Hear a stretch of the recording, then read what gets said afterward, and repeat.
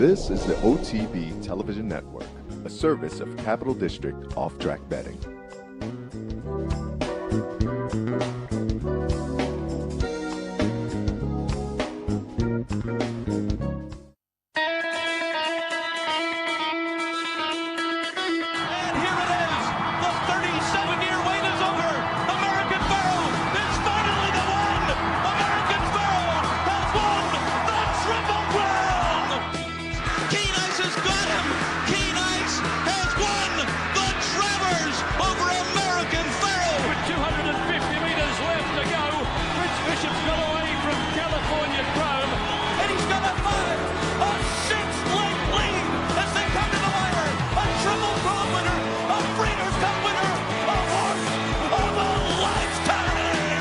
Broadcasting live from the Capital OTB studios, this is Racing Across America with Seth Merrow.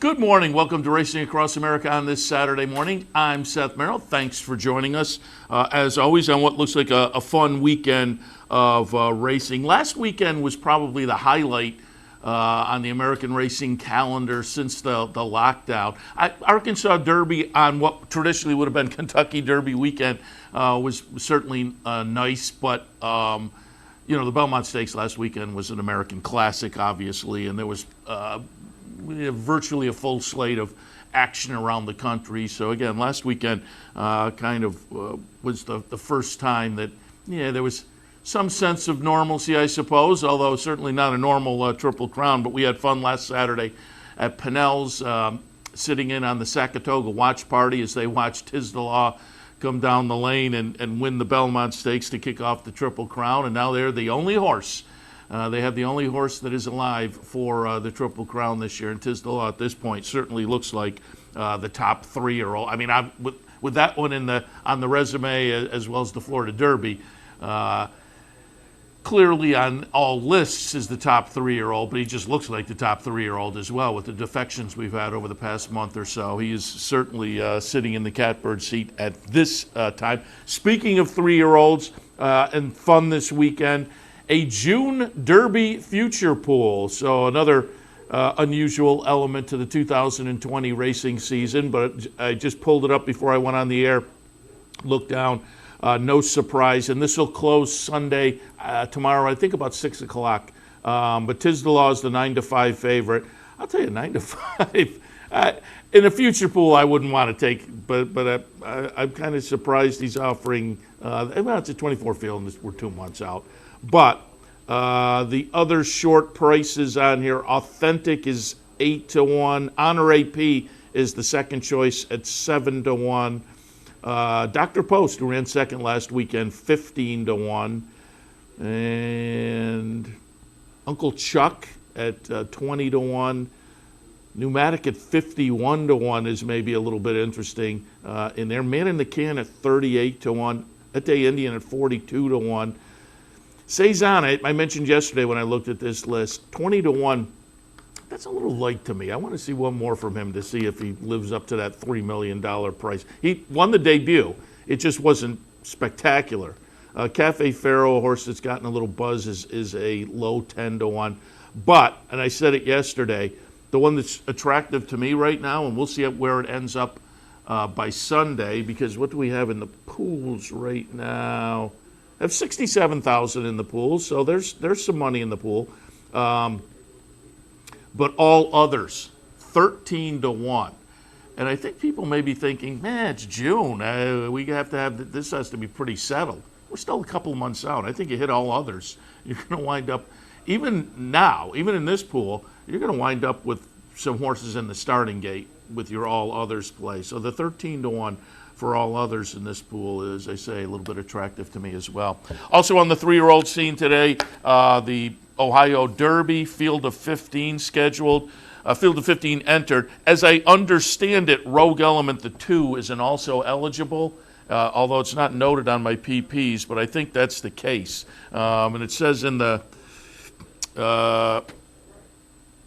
the conditions of the race, the Ohio Derby will be limited to 14 starters in the event, more than 14, blah, blah, blah. So again, there's 15 on the PPs. It makes sense there is an AE. It's not labeled. I believe it's Dale Roman's horse, the number 2. But it's kind of a fun field. I'm not even sure these are quite second stringers at this point, more third stringers, but with the potential to kind of move up as the summer starts and progresses. If somebody gets a 1 or 2 run a nice race in here and then point maybe for something a little farther up the food chain, maybe they could become of interest. Storm the Court, last year's Breeders' Cup Juvenile, is maybe the most interesting of the group in that did win the Breeders' Cup Juvenile. Hasn't lived up to that this year, but that one's interesting. We will talk about Unrighteous a little bit later on in the show, also in the race. Code Runner for Asmussen.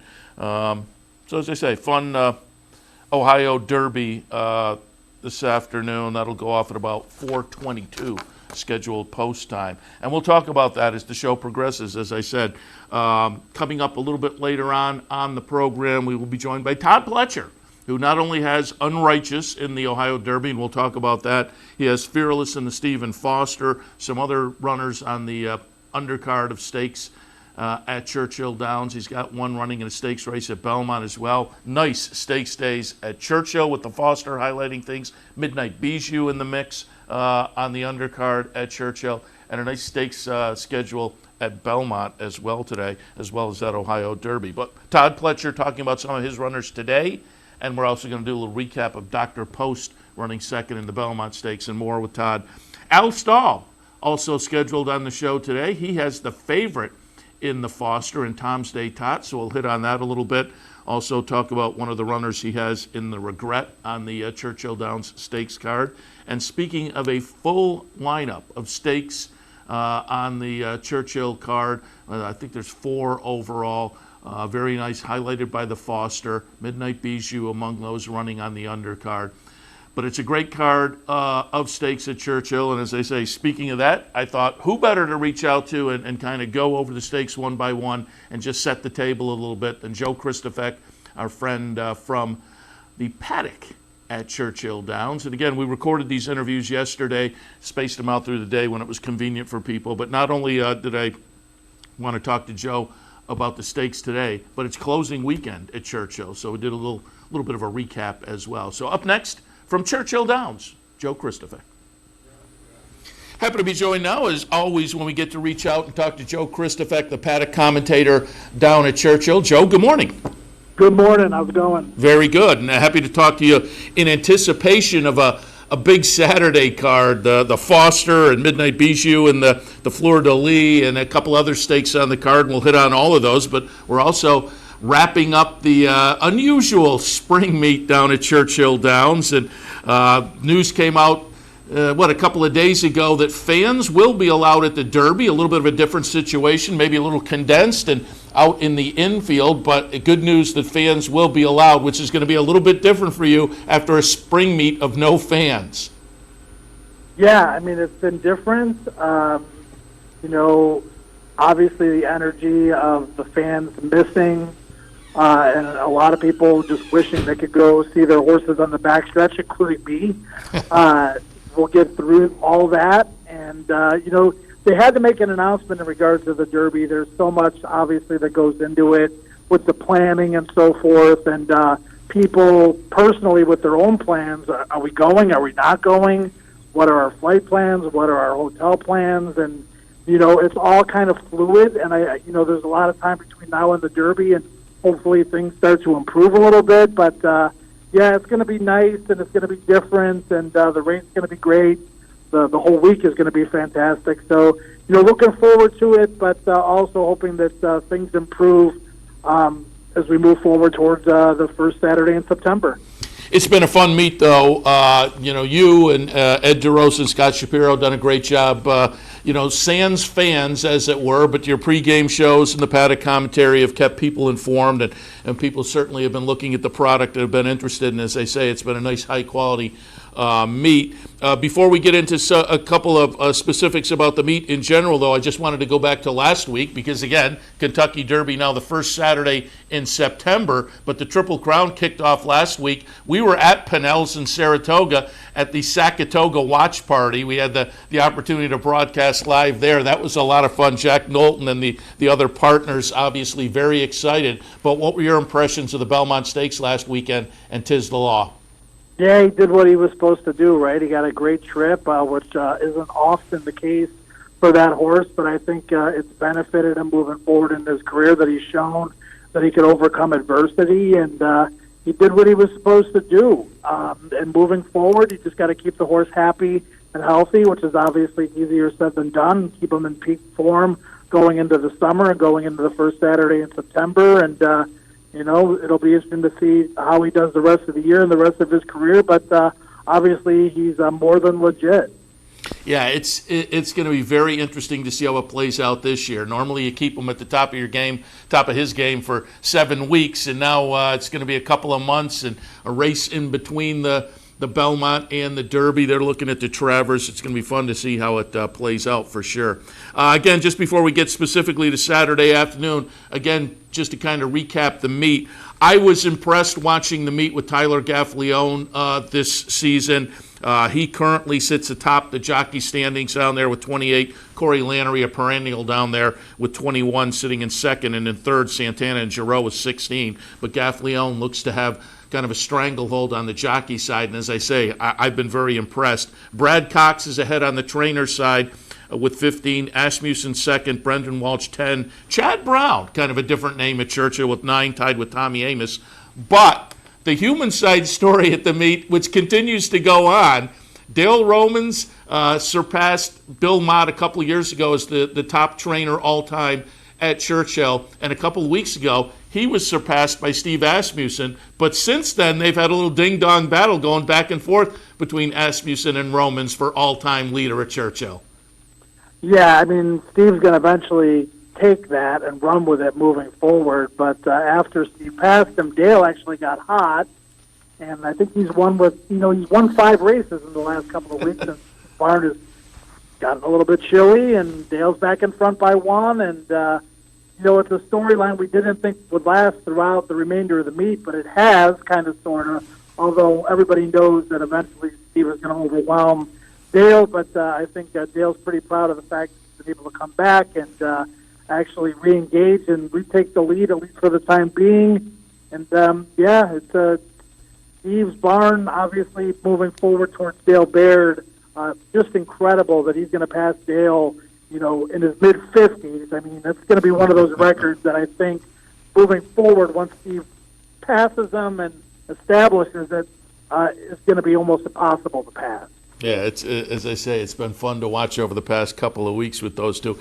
But as you kind of noted, with the firepower, Asmussen probably has the edge over the long term. And just give me your thoughts. As I say, Gaffalione, I was very impressed with him this spring down at Churchill. What were your thoughts? And was there, obviously there aren't as many people there, but among your colleagues, you getting a little buzz on him at the meet?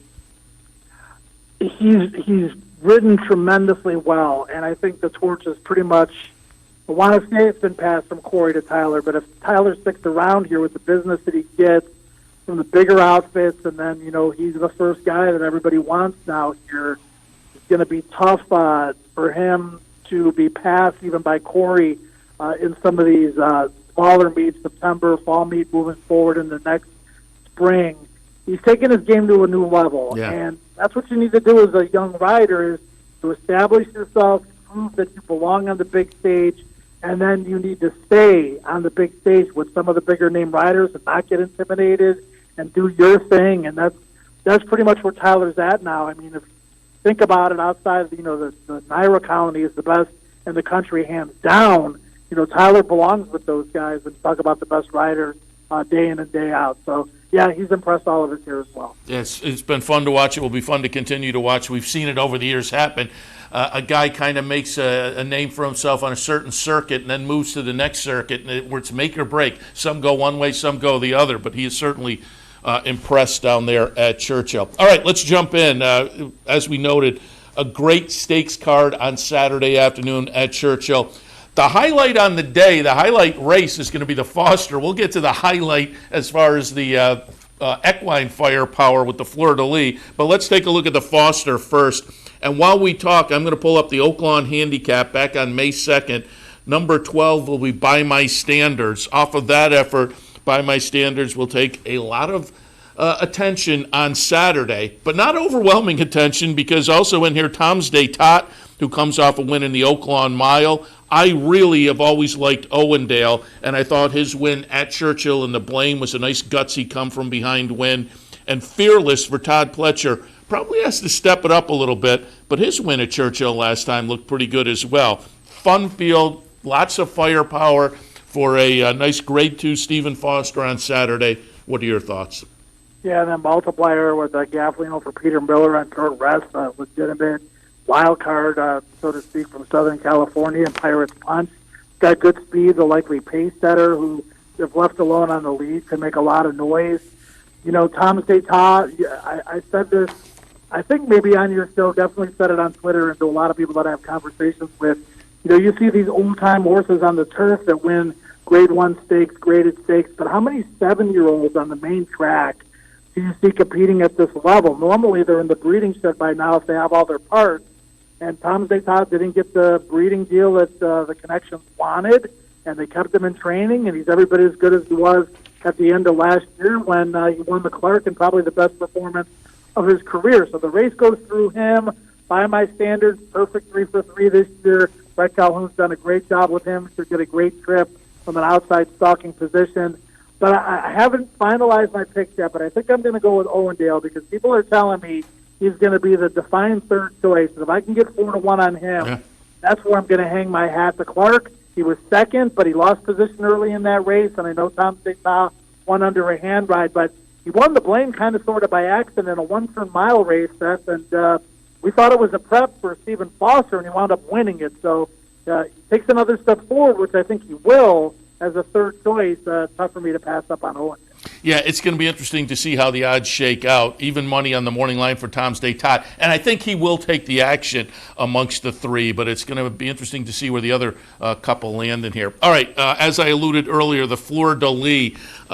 Midnight Bijou, currently the number 1 horse on the NTRA weekly poll, and we're going to pull up her race in the Saudi Cup, where she's going to be a close-up second behind Maximum Security. Mike Smith was on board that day. He will be on board at Churchill on Saturday afternoon as well. Obviously, everybody's tilting towards her, but Serengeti Empress is in here. Tossed in a dud in the Apple Blossom, but took him all the way before that in the Azeri, and obviously an affinity for the track in that she won the Kentucky Oaks last year for Tommy Amos. But again, all eyes are going to be on Midnight Bijou on Saturday at Churchill, as she, again, as we're watching the stretch run, comes off of this really nice second-place finish in the Saudi Cup to establish herself as a real player this year, not just on the female division, but again, she's sitting number 1 on the NTRA poll, so folks are looking at her as one of the best thoroughbreds we're looking at in training in 2020. Really looking forward to her on Saturday afternoon. What are your thoughts? Yeah, I mean, they're going to be watching Serengeti Empress's rear end for most of the race, because she's going to the lead, and you know, she did make the lead in the Apple Blossom, but heck, they went 45-2, and she's a need the lead to win type, and she's going to go, and you know, she loves this track. She won the Oak Series. She also won a stake as a 2-year-old by like 17 lengths in a public workout. So she likes the track. She's going to be on the lead. There are a couple of others that got a little bit of speed, but she's going to go. She's going to try to back it down, and Midnight Bijou is going to try to run her down late, which I think she will. I think she'll do it stylishly. I think she's going to put on a show on Saturday for the fans here. It's interesting because as a 3-year-old, Monomoy Girl was better than Midnight Bijou, and then we lost Monomoy Girl for the better part of a year and a half, and then she came back and won here earlier in the meet. And looking forward, I don't know if Monomoy Girl can be the same horse we saw at 83. She certainly looked good. Didn't run all that fast, but she looked good here earlier in the year when she won. I think she headed up your way for next start. But there could be some really fun storylines moving forward in this division. And, you know, for all practical purposes, I think Midnight Bijou is a free space. in the multi-race wagers, and if she doesn't win, neither will I. And I think, yeah, you kind of alluded to it. I think a lot of people will be tossing tickets because I think she will be used as a free square for a lot of people on Saturday. Let's go back a little earlier on the card. Again, it's hard to have too much to say on these 2-year-old stakes races this time of year, but I just wanted to take a look at the Bashford Manor because typically horses come out of races like this, and they're interesting to watch at the very least through the summertime 2-year-old stakes, and I think there's 2 or 3 in here that will play out that way. Bashford Manor on Saturday for the 2-year-olds. We're going to take a look at the career debut for Cazadero from Steve Asmussen. Be the number 4 horse in here in the career debut. Boy, this was spectacular. Chart margin is over 8 lengths. It's an 81 buyer for this time of year for a 2-year-old. That's legitimate. So Stone Street and Asmussen's looks very interesting. Rapoli and Todd Pletcher have a debut winner, Hyper Focus, coming in as well. And Crown and Coke is a little bit interesting, coming in from a maiden debut breaker at Mountaineer by 13 lengths. The buyer's a little light, but Jim Lawrence trains for Matt Shearer, who made this one a private purchase after that win at Mountaineer. So Crown and Coke may be a little bit interesting in a price. Your thoughts on the Bashford Manor? Yeah, well, we'll keep this brief. I mean, Cazadero is probably going to be my pick off the key win here. A lot of people are talking about Country Final, won on debut on the turf as well for John Ennis. So that horse has a little bit of buzz here locally. I'm just not a big fan of 2-year-old stake races in June. So, moving forward, we'll see what these horses can do. Not a lot of them that are precocious wind up being all that special moving forward into the end of the year and into their 3-year-old and older season. So we'll take the race for what it is, and I'll look for Cazadero to win as my pick for the race. Yeah, as I say, it's likely to play into summer. The 2 or 3 of these probably show up at Saratoga for 1 or 2 of the 2-year-old stakes. So we're taking a look at from that perspective. But we wind up the stakes action on Saturday. Race number 11, the Regret, Grade 3 for the 3-year-old fillies on the grass. This is a fun race. Al Stahl with In Good Spirits, plenty of early speed. Crystal Cliffs came over from Europe and won in the U.S. debut for Graham Motion. Micheline comes off a win in a stakes race down at Gulfstream. Eve of War tossed in a little bit of a clunker last time, but did have a little trouble around the first turn. Was a little headstrong there. Harvey's Little Goyle is interesting, getting back to the turf. Hasn't been there since the career debut. What are your thoughts on the Regret? Yeah, there was a lot of buzz about this Crystal Cliffs for Graham Motion and the North America debut, and certainly didn't disappoint. She was super live on the toe board in a field of 11. Didn't have the greatest of trips, but, man, she was sharp that day. Thinking she'll probably be my pick. The horse that ran behind her, Wytez, I thought also ran a great race, but had the advantage of the pocket trip. If you remember in the fantasy, Harvey's Little Goyle was super live on the toe board. I'm like, this horse coming off of a layoff against this field, and she was getting bat early on, and she just had a terrible trip. She was in tight in the first turn, got completely out of it. You can throw that race out by American Pharaoh out of the Tappet Mare. You're thinking that turf will probably potentially be her best game moving forward, so good to see that she's back on the grass, and I think she's going to run a big race. But Crystal Cliffs, I think, is the one to beat. She's 3-1 in the morning line. She might get bet down from there, and there are some other ones to take a look at, but that could be a potential star in the making. Yeah, fun afternoon of stakes action down at Churchill on Saturday. Joe, before we let you go, we always like to check in your racing partnership. You are the major domo of Brilliant Racing, and I know some folks up here in our area have been involved in some of the horses. Give us a little update. What do you expect from Brilliant Racing and your stable over the summer? Yeah, we're really happy with the 3 horses we got. We got a Distorted Humor colt for $100,000 in partnership with JS Stables that Steve Margolis has. Very precocious, going to have a published workout, 3 Furlong Breeze. This coming week, we're in the process of naming him. We also got a nice dialed-in filly on the dam side of the pedigree.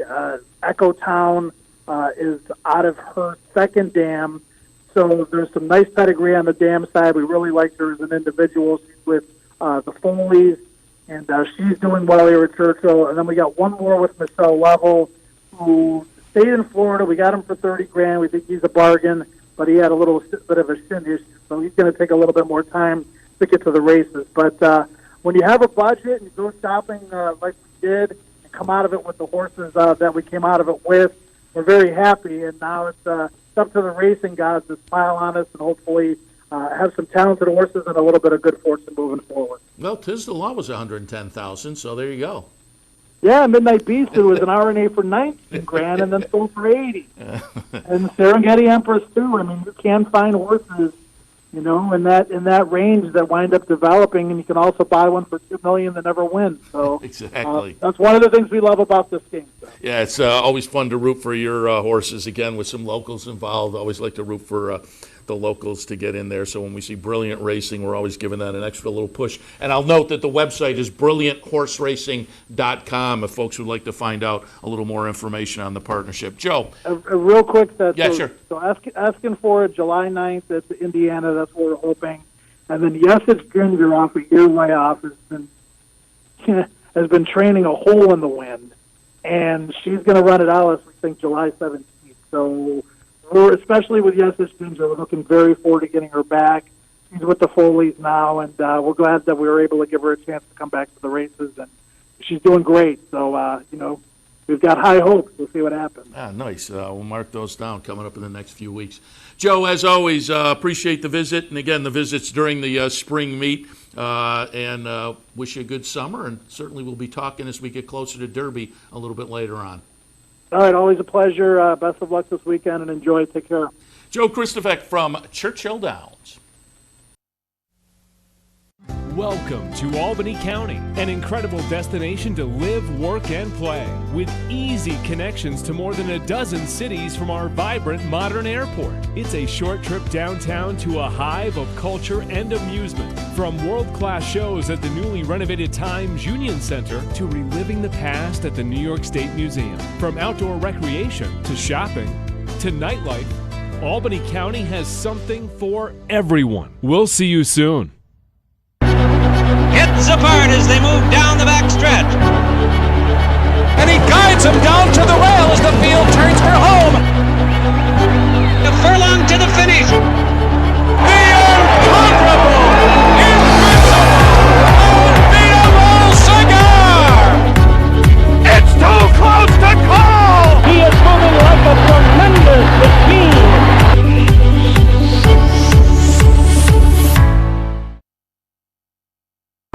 Wagering on horse racing just got a lot easier at Capital OTB with our newly designed state-of-the-art mobile wagering site. Everything you need is right here on one easy-to-navigate mobile platform. Set your favorite tracks, pick your horses, place your bets, all with a simple tap of the screen. Plus, you'll have access to Capital OTB TV for all our network programming. So log on to CapitalOTBBet.com and see just how easy wagering on horse racing can be.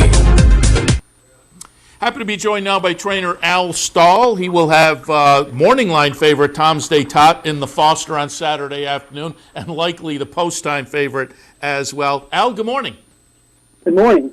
How you doing, Seth? Thanks for having me. We're happy to have you. As I say, talk a little Tom's Day Tot and more. You have a runner coming up in the Regret also. We'll get a little preview on In Good Spirits as well. But before we do any of that, I've been back in the studio about a month after a couple of months in quarantine, lockdown, stay-at-home period, and I'm just curious. I've been asking everybody the last few weeks, how did the quarantine shutdown period affect you and your business? Well, the obvious thing was we lost some opportunities to run the horses. The fairgrounds canceled the last few days of the meet, and Keeneland canceled, and Derby week was canceled. So we got to train horses every day, so we worked all the time, which in hindsight was a good thing. Kept everybody's mind going the right direction and kind of keeping some semblance of a routine. So, I wouldn't say it was normal, but it was, compared to most businesses, we kind of went right along. And then horse racing obviously was a lucky business to have a place like Oaklawn Park and Churchill Downs to, bend over backwards to have racing, and we were very thankful for that. Yeah, the 5 tracks that kept running during the period. I have tipped my hat to them for a while now. Fairgrounds, as you say, shut down, and there was a period there where the New Orleans area looked like it was going to be a real hot spot, and they seem to have gotten that under control pretty quickly. But Fairgrounds itself, you could keep your horses there and keep training while you waited for other venues to open up? Yeah, the Fairgrounds is owned by Churchill, so they let us train. We train 5 days a week from roughly April 1st to the middle of May, so that was great for us, obviously, for them to, with no racing, no income, all it was spin with insurance and outriders and ambulances and everything like that. So they went the extra mile, there's no question about it. And like I said, we really appreciate it, and hopefully, hopefully now that other places are opening up, we can almost get into more of a rhythm. But I'd have to say that the worst thing about it, we were kind of just taken out of our rhythm. Yeah. Without, a bunch of racetracks and a bunch of races to run our horses in. I'm curious, from a trainer's perspective, how different is it racing with no fans? Well, at first, my first no fan experience was Friday the 13th of March, which was we'd run with fans. We'd run with fans on the 12th, and things got, like you said, very hot down in Orleans Parish. And so we went without fans all the way to the Louisiana Derby. It was a little strange and creepy kind of, especially like Derby Day. You run $1 million race and everybody's whispering, literally. And but you got to get used to it. And Churchill's done the same. So I'm used to it, but don't get me wrong, I'm not used to it in a good way. I just adjusted, that's all. Yeah, the people I've talked to on track say it is a little eerie, and I can imagine. All right, let's jump in and talk a little Tom's Day Todd. Looking forward to his performance in the Stephen Foster, as I say, the likely post-time favorite as well, off of what we've seen over the last few races with triple-digit buyers and whatnot.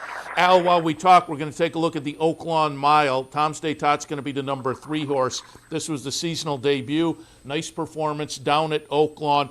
I'm curious, with the quarantine situation, would this have been the race you normally would have pointed for, or was this kind of plan B given what was available at the time? Yeah, well, it was definitely plan B. The ironic thing is we planned on running him on April 11th, as soon as we finished the Clark. After giving him the winter off, April 11th would have been the Ben Ally at Keeneland. But Keeneland canceled their meet, obviously. And Oaklawn had this race, which is on the exact same day. So he ended up running on the same day we were pointing for the whole time. It was just in a different area code. And again, it was a nice performance at the mile. Were you concerned at all about the mile distance? Yeah, sure. It was a short stretch mile. I didn't really want to start him off bench in like the Oaklawn Park handicap. I just didn't think that'd be the right thing to do, because we're still trying to work our way up the mountain, which is the Breeders' Cup at Keeneland in November. So we were trying to find a spot that would be comfortable, and wasn't really planning on Improbable showing up there. And, I was going to say, not that it was a gimme, because your running second was Improbable. Right. He came back and won a Grade 1 in California by about 8 lengths or something like that. And he looked like he fired an A race that day. He had a little wide trip in the first turn, but he was 3 or 4 in front, and usually Baffert horses don't really get run down like that, especially the way Tom did it. Joe Rosario never turned the stick up on him and just kind of galloped on past him. So it was a very encouraging effort, and he's a horse that takes care of himself quite well, and hopefully he got something out of that race to set him up for this race. So that's our game plan, at least. Another triple-digit buyer, a 101 buyer. Do you look at the numbers, and were you happy with the numbers, and were you happy with the performance for the seasonal debut? Yeah, it was great. I mean, it was a track was fast all day long, and a deluge hit literally 45 minutes before post and changed everything. And he got shut off in the first turn, lost a little position, and being so far back and down inside, with the short stretch, I was concerned down the backside, but that's the beauty of Rosario. He didn't bother him at all. He just wheeled him out, and like I said, if you notice, he didn't even turn a stick up on him. It's unbelievable. He chasing a Baffert horse like Improbable and not even really drive your horse to the wire. So that was the impressive part, is just with the ease in which he did that. I was reading in prep for the interview some of the comments after the race, and it looked like at that point you may shoot for the blame, which was held, on May 23rd. But obviously the game plan was changed to training up to the race. What was the thought process in just going with the training into the Stephen Foster? Well, they changed the distance for the blame. That was the sure. The blame was originally scheduled as 1.8 miles around 2 turns. And I understood exactly what they were doing. The Oaklawn Park Handicap had 14 horses in it, or 12 or whatever it was, and then had that undercard race that Billy Mott's horse won. That was second in the Westchester. Can't think of his name, but so they ran 20 allowance horses. 20 top of the line 2-turn horses in one day at Oaklawn. So they made the blame. They being Churchill Downs.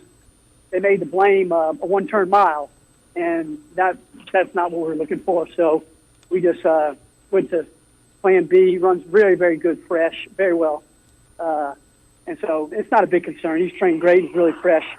So in the long run, I think it's the better way to go.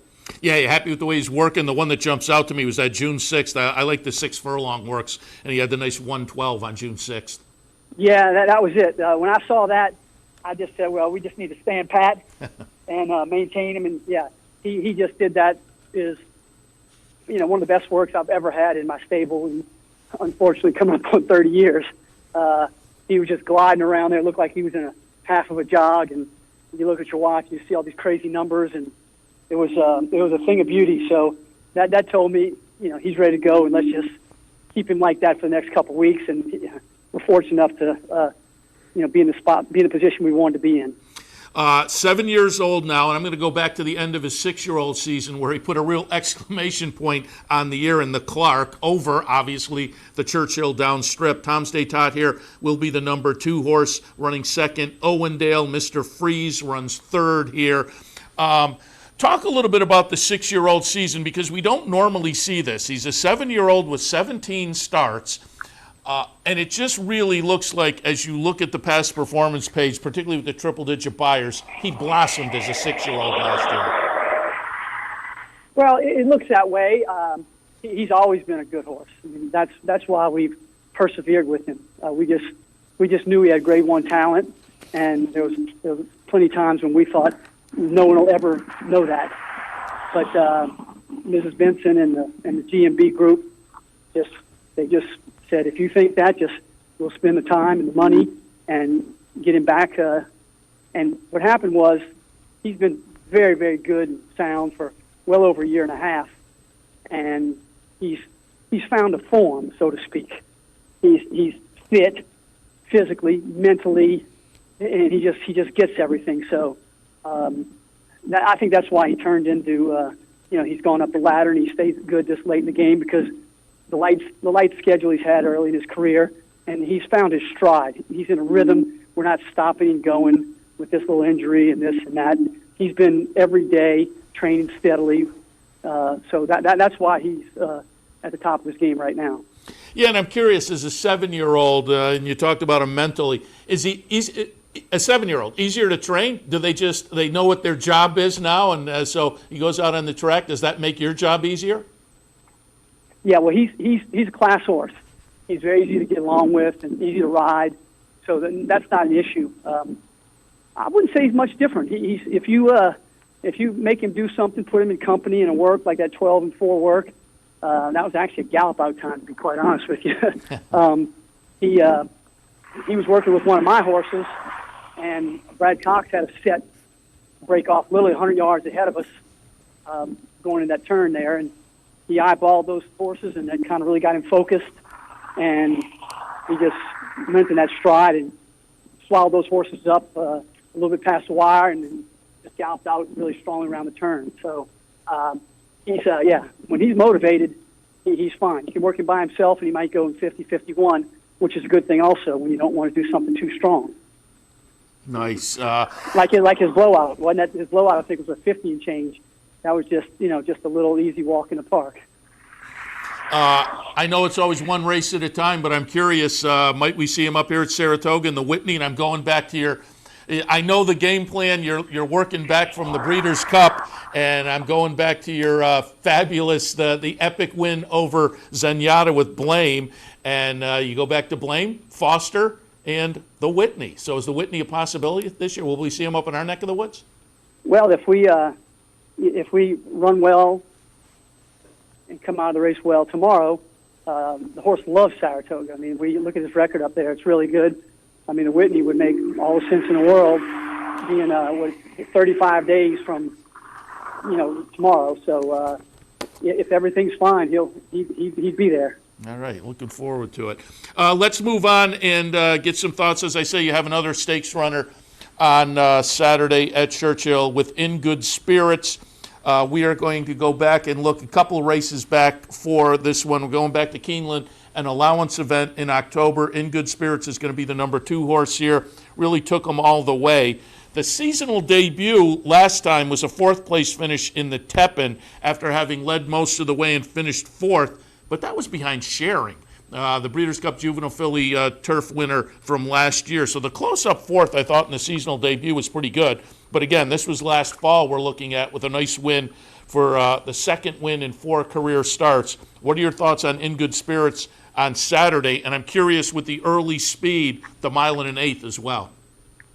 Well, we're looking forward to running her quite a bit. She had a nice 2-year-old season, and we just decided to shut her down, and we sent her to South Carolina, old school style, and let her just hang out and be a horse. And we brought her back in with springtime races, and things got a little bit out of whack with the COVID stuff, but she didn't know what COVID was, and she came back really looking good, feeling good, fresh.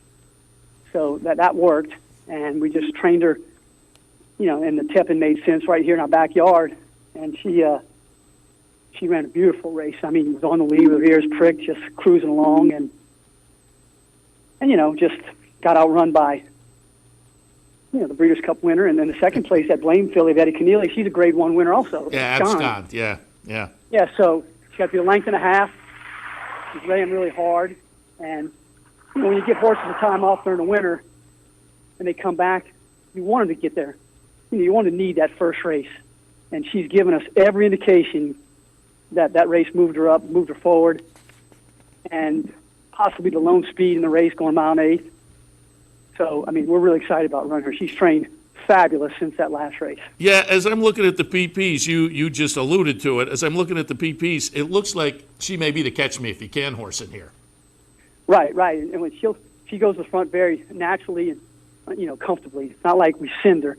She just has a lot of gate speed and pricks her ears and just gallops along. So I'm, hoping on a nice firm turf course that she'll carry them all the way through the wire. But I'm really looking forward to running her, and she's in the right position to have a good year. Yeah, again, she may be the speed in there. Interesting addition of the regret. Al, before we let you go, as I say, I was doing my typical little research yesterday, and a name came up of a horse that I really liked, and I'd just like to give you a chance to reminisce a little bit. I was amazed when I saw that the last race for Star Guitar was 2012. I can't believe how time flies. I can remember when that horse was running, and I just wanted to bring that one up because here in New York, we have a really nice state bred program, and they have a really nice state bred program down in Louisiana as well. And sometimes these state breds get overlooked, but Star Guitar, 24 wins in 30 starts, $1.7 million. And being a Louisiana guy, it had to be fun for you to have a horse like Star Guitar in the barn and that kind of a career.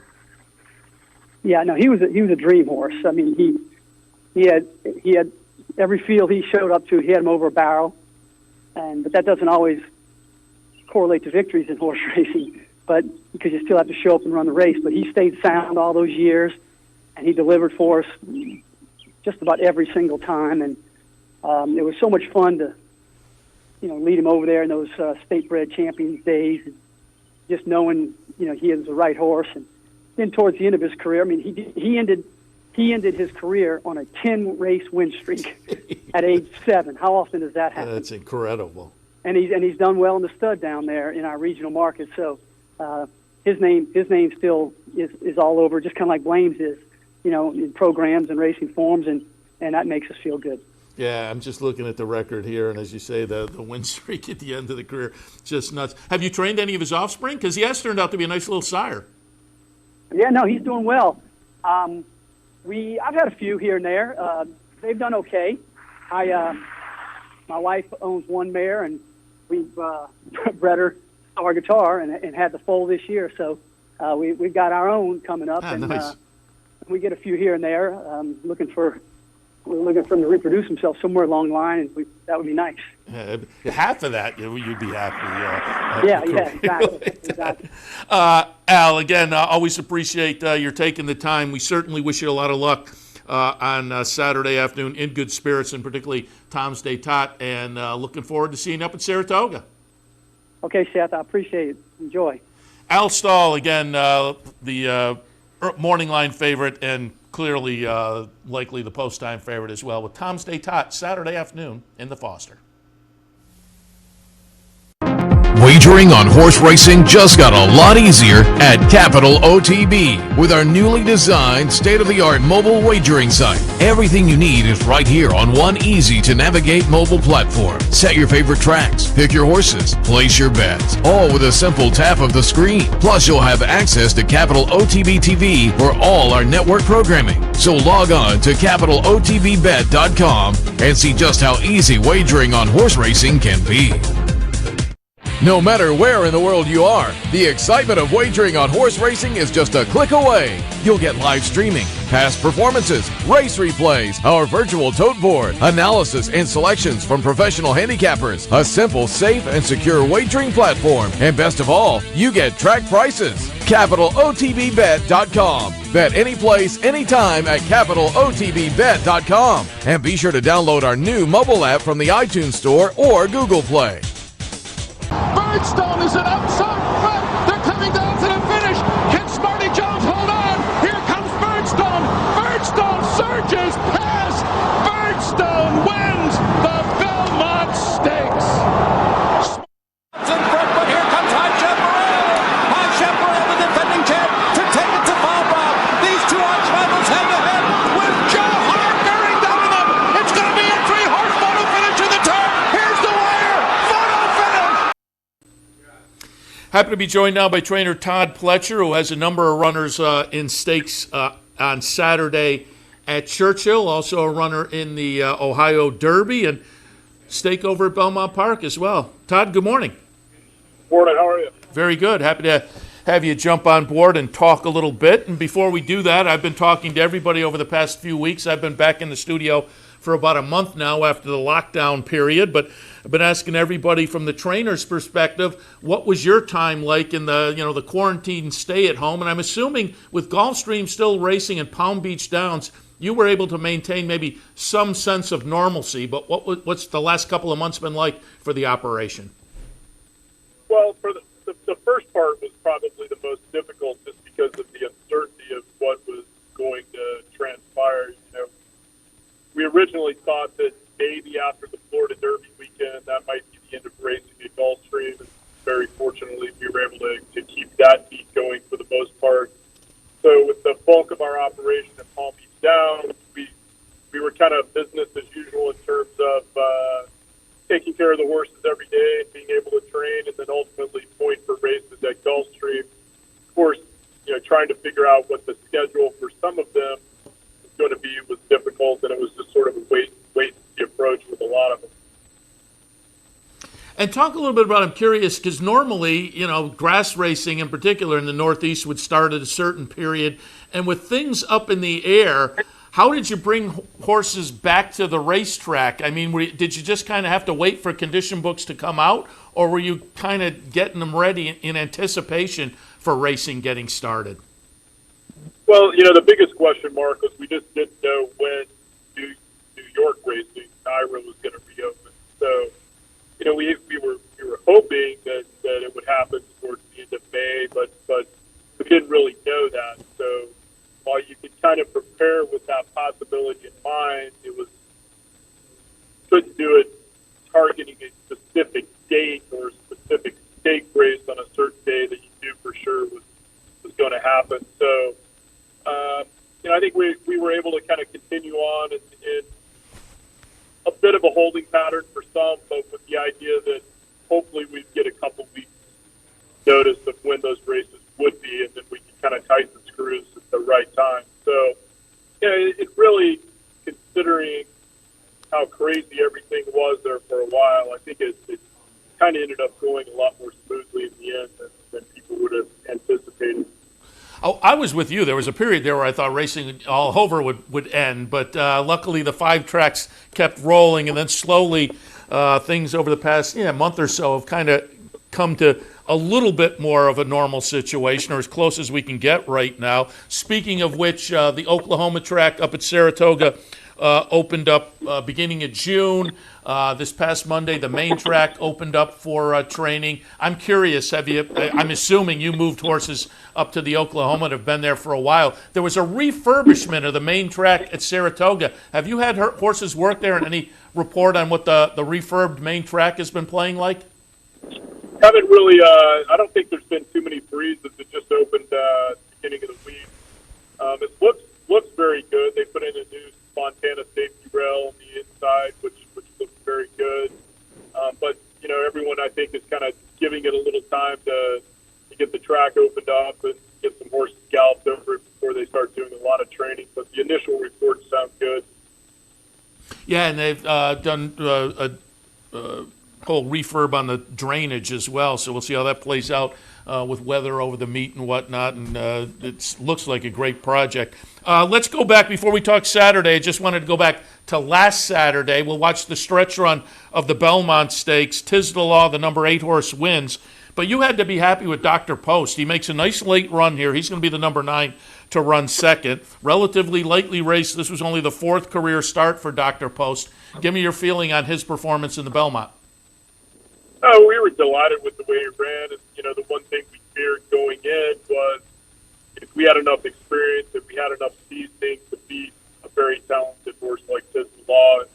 And, when you look back, Dr. Post broke his pace the day after Tis the Law won the Florida Derby. So while Tis the Law is an exceptionally good horse, we feel like our horse competed very well. Just maybe with that race under his belt and a little more seasoning, we can hopefully close the gap a little bit. But Tis the Law has that unique ability to put himself in a great position, high cruising speed, and then can accelerate again off that. So very good horse, and we were pleased with Dr. Post and came out of it well. We're hoping we can continue to move forward with it.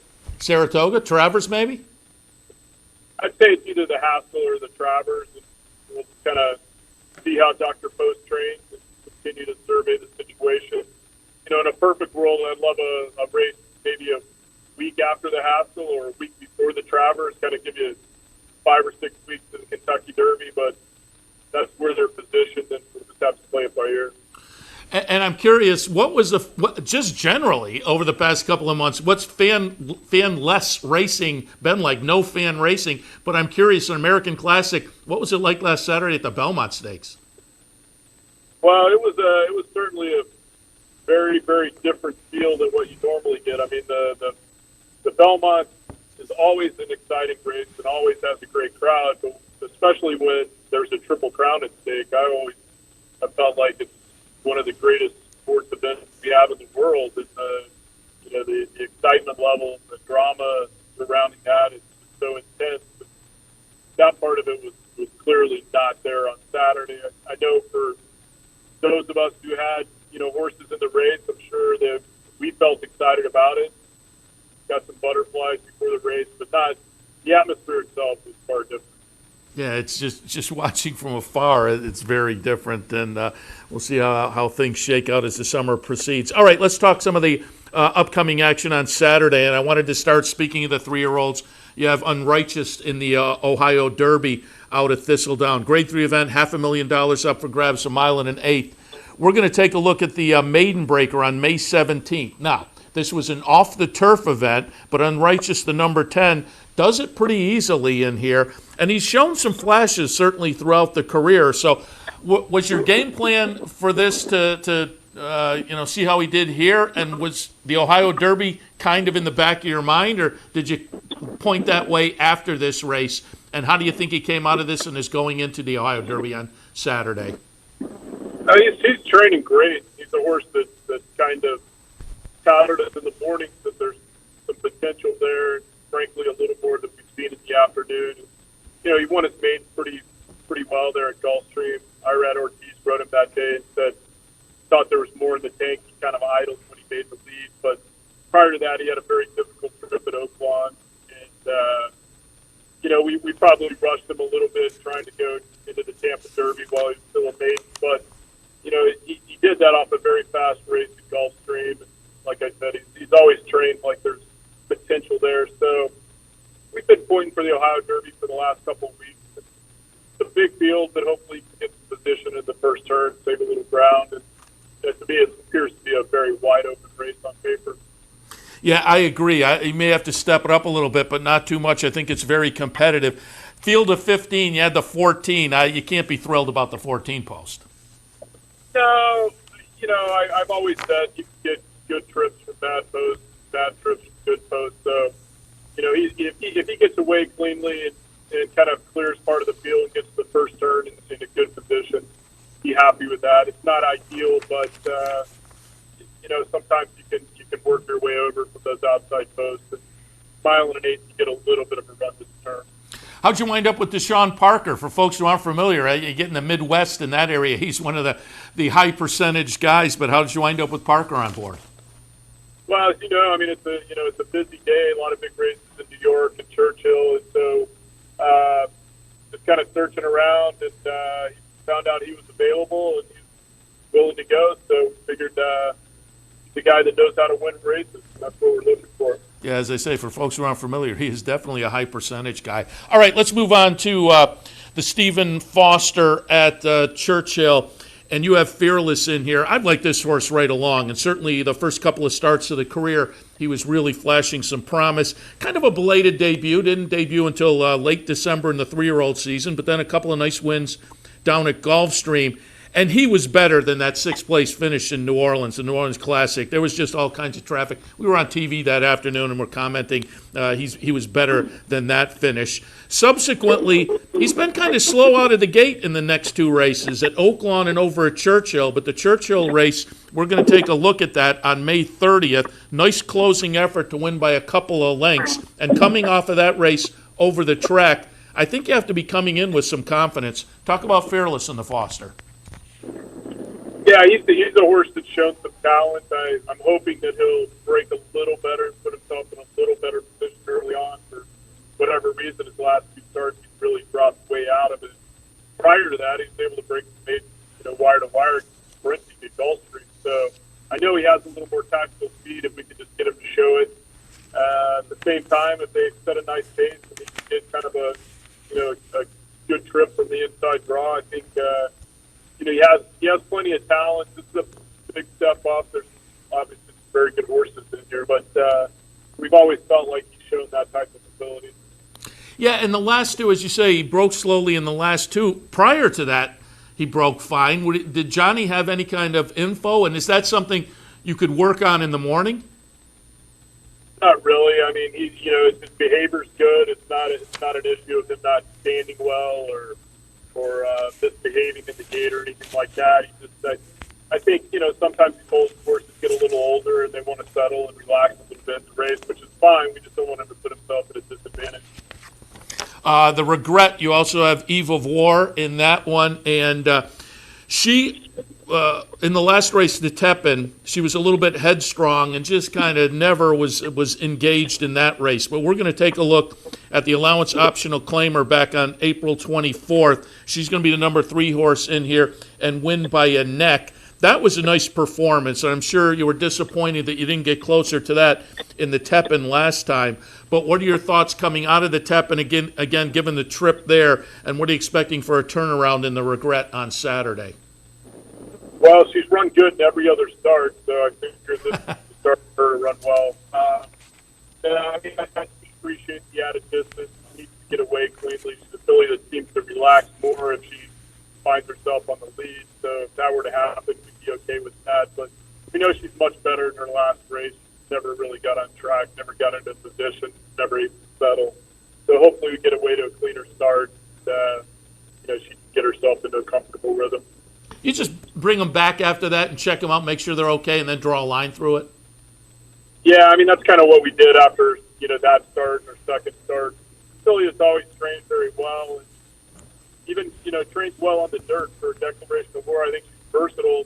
We might even switch her back to the dirt at some point, but felt like after the last race, we know she's better than that. Just kind of regroup, and like I said, I think the mile and 1/8 will be to her liking.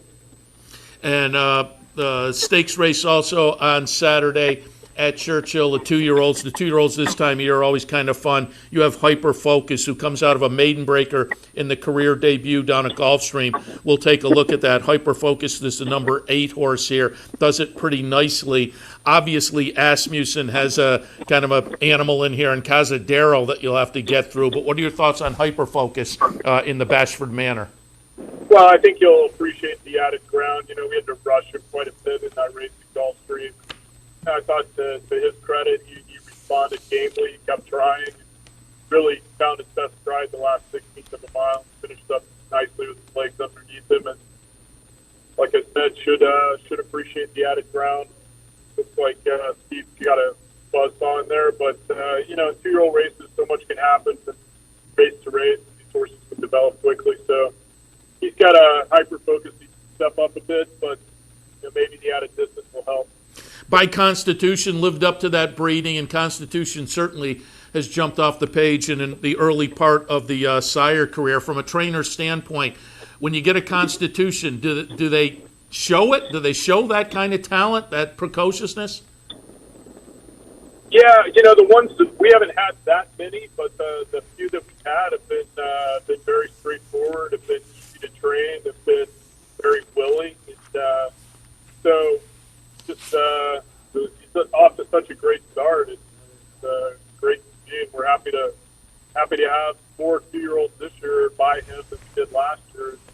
Certainly, a few of the ones we have in so far in the early stages are showing some promise. Yeah, he's been a knockout so far. And finally, let's get to Belmont and the New York Valiant's in there. She's interesting to me. The career last year, 3 for 3, and we're going to take a look, in fact, at the season ender, the Open Mind at Monmouth last year. Valiant's is going to be the number 2 horse and a nice winner.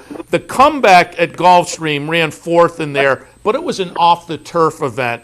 Probably has to step it up number-wise, buyer-wise, but I like this kind of lightly raced, get a break, and I think there's the potential to move forward. And as I say, the last one being on the dirt will kind of draw. As a handicapper, I'll draw a line through that. I'm curious what your expectations are as she now makes her 4-year-old turf debut. Are you expecting some improvement from what we saw last year at the 3 for 3 record? Yeah, I mean, I think she's a high-quality filly, and I think the distance will suit her well. She ran very evenly in the off-the-turf race. I think she'll handle the turf a little bit better.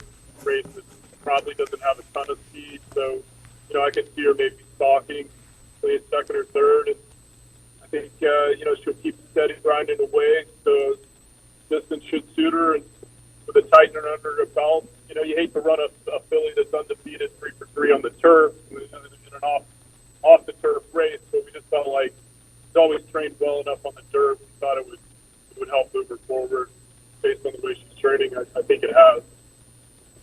Very good. And, Todd, I'll ask you, we kind of alluded to it already, but I think all of us, as I say, some sense of normalcy with the racing world over the past month or so. But you're looking forward to getting to Saratoga for the race meet up here? I mean, you always look forward to Saratoga. It's certainly going to be a lot different. You just can't hardly imagine being at Saratoga and racing without the picnic area filled and so many enthusiastic fans, but who knows? By then, maybe there'll be some limited spectators or some owners or something. We'll see how this thing continues to develop. But yeah, we're always excited about Saratoga. Very good, Todd. Again, always appreciate the time. I know you're very busy, but we appreciate your stopping by for a visit, and also wish you a lot of good luck on Saturday. All right, thank you, Todd Pletcher. Again, nice stakes card on Saturday at Churchill. He has one in the Ohio Derby and also one at New York, and a good stakes card at Belmont as well. Yeah, Todd has the stakes action covered, Churchill, Belmont, and out at Thistledown in the Ohio Derby as well. And again, we taped those interviews yesterday. With the trainers, it's just a little easier. On Friday, I can kind of work with their schedule as opposed to plugging them in at a particular time on a Saturday morning. So we caught up with everybody yesterday. But thanks again to Todd Pletcher, Al Stahl with Tom's Day Tot in the Foster this afternoon, and of course Joe Kristufek, the paddock commentator, down there at Churchill. As again, this is their closing weekend there. And as I said to Joe, it's been a lot of fun. Nice meet, and starting, they were kind of in that overlap period between the 5 tracks that went during the quarantine and more tracks reopening. And there was a period where they were really the focus of racing in the country early on in their meet, and they did a great job there. Wound up with some trainers that normally you don't associate with Churchill racing down there. Chad Brown, who I said sitting tied for 4th for the number of wins down at Churchill this spring. But as I noted, it was fun. The story with Asmussen a couple of weeks ago passing Dale Romans on the all-time list, and then Dale Romans kind of coming back, and they've gone back and forth a little bit. And Gaffleone, who's just been riding really well down there at this meet. Corey Lannery always does a great job, but those two on the jockey side stood out. But Gaffleone on the up-and-comer, as it were, overall, kind of moving out of Florida and making a mark for himself at the Churchill meet, I thought. That's been interesting to watch. But again, today, nice stakes card at Churchill, highlighted by the Foster, but, well, we also want to see Midnight Bijou. Nice stakes card at Belmont as well. We only hit on the one stake with Todd Pletcher, but I think they have 4 overall. The True North is in there, a couple other stakes races as well. Great card. We'll be watching all of it this afternoon on OTB Live as well. And again, that Ohio Derby at Thistledown scheduled for about 20 after 4 this afternoon, with, again, a field of 15 drawn, but Rogue Element, the Dale Romans horse, is the AE on that list. So keep that in mind as the afternoon progresses and you take a look at that Ohio Derby a little bit later on. All right, do want to remind you that we would love to have you join us here and play along in the afternoons with a Capital OTB bet account. You go either to capitalotb.com or capitalotbbet.com, click on the join or the sign up link, fill out the appropriate information, and you can take advantage of the sign up bonus if you make your initial deposit either $50 or $100. As soon as you wager double that amount, Capital OTB puts the initial deposit back in your account as kind of a free bonus refund, as it were, some free money to play with for new account members. Again, we'd love to have you play along with us in the afternoons, the evenings, and whatnot via your cell phone, your tablet, your computer, or you can go old school touch tone, or the Phonobet operators are back too. So keep that in mind also right now. There's your Phonobet numbers right there. You can call up, talk to an operator, or again, go touch tone as well. Or show up now at some of the branches that are open, because we have opened a few of the branches under, current rules of some social distancing and wear a mask, but limited capacity. But we are open now at the Clubhouse Racebook, Latham, Woodlawn, Columbia Turnpike, Cleats, Queensbury, and Uncle Sam Lanes. They're open now for your afternoon and early evening enjoyment. Stop on by and get back into the swing of things if you like to join some friends and kind of root along with other folks on the weekends. We are available today at those locations. And a number of the easy bets have reopened as well. And I've been saying the last few days because it's a fairly long list. And I checked email yesterday, and there were a couple of more easy bets just been added. So the easiest way to find out if your easy bet, if you're an easy bet customer and if yours is open, go to capitalotb.com. And the front page of that lists the easy bets that are open. As I say, there's probably, 15 or so on my list. So rather than read them off, pop to the website and you'll see if your easy bet is open. So again, things are kind of getting back to, I've been saying a couple of weeks, some sense of normalcy. It'll be a while before things get back completely to normal, but we're trying to make it as normal as possible given the circumstances. And we'd love to have you, again, back in the parlors or using all the other options. And if you don't yet have an account, and for the past couple of months you've been watching us here on the network and saying, you know, this horse racing thing looks okay, get an account and play along with us in the afternoon, because we'd love to have you along for the ride. Cash in some tickets. That, of course, will be the game plan this afternoon on OTB Live. We'll be looking at the Belmont card and the Churchill card. We'll also have some Golf Stream in the mix and more on this Saturday afternoon. I'll be back in about an hour and a half or so to kick off OTB Live for a Saturday afternoon. Thanks for joining us this morning. As always, we appreciate your participation. We'll see you again in about an hour and a half or so for OTB Live.